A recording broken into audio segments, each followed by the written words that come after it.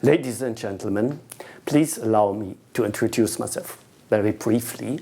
My name is Professor Bruss. I'm Professor of Mathematics at the Université Libre de Bruxelles, the Free University of Brussels, and at the same time I'm Director of the Probability Service and also of the Service Mathématique Générale. If I have the pleasure to address you today, then this is on invitation of Mr. François Legret, who is the CEO of Valoric Services belonging to Veolia. And it is on a subject which is of really high interest to industrial cooperation, because it is relevant for cost sharing and in particular relevant for maximizing economies through sharing. So I'm going to comment on the method proposed by Veolia, which is just envisaging these great objectives. This rejoins, by the way, my preferred objectives in mathematics apart from research, which is indeed, on one hand, to raise public awareness of mathematics and to show how mathematical tools can be very helpful in order to solve problems. And secondly, and this is actually touching my specialty, I'm interested in models which are particularly efficient given a prescribed goal. And sometimes you have the phenomenon that actually the simpler model is the much better one. It was on that I had written a scientific article, and Mr. Legret was attracted by this article, and I guess this is the reason why I'm here today. Now, what are the intrinsic problems of cost sharing and sharing of economies? Many of you are probably familiar with the essence of the problems, but if some of you are not to full detail, I perhaps simply underline essential and crucial points. Let me give a very simple example. Suppose we have three companies, A, B, and C, say, who for cost reasons would like to save money by sharing offices for their sales forces. The problem becomes a bit harder by the fact that the sales forces have actually different sizes. And here there's an interesting nonlinear phenomenon which can be observed.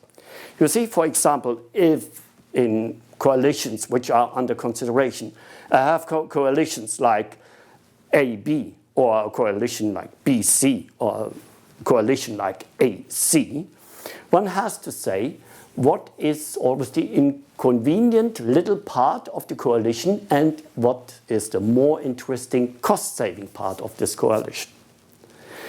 You see that the influence of different partners together is always separate, because partners are separate units.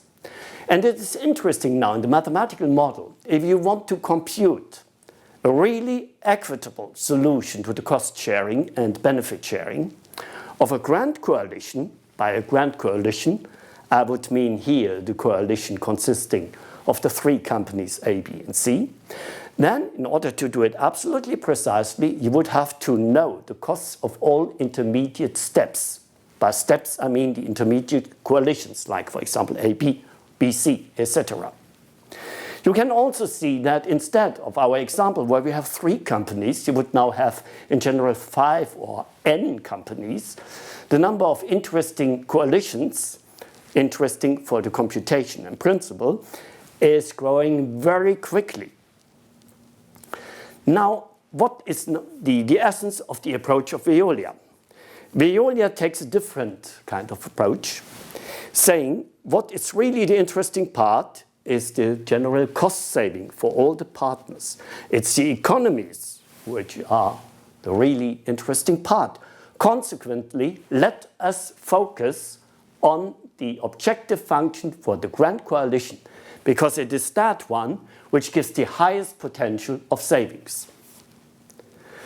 Now, if you start with a grand coalition and you want to do the computation precisely, you would have a lot of intermediate costs for the intermediate calculations, as I was just describing in the example of the three companies.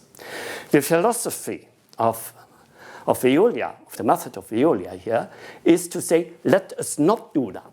Let us always keep the objective function in mind and look what is the influence of the intermediate calculations. And in their modelization, they were arriving at the following result. Modelized the way they did, the influence of imprecisions on the intermediate steps turned out to be of secondary importance on the final distribution of cost. And what that means is quite clear. Imagine that a grand coalition gives a potential saving of, I invent, say, 30%. But on the other hand, the fluctuations within the cost attributions for the intermediate coalitions, the fluctuations only cost something like 1 to 3%. This is negligible to the global saving. So the approach does what a good approach should do.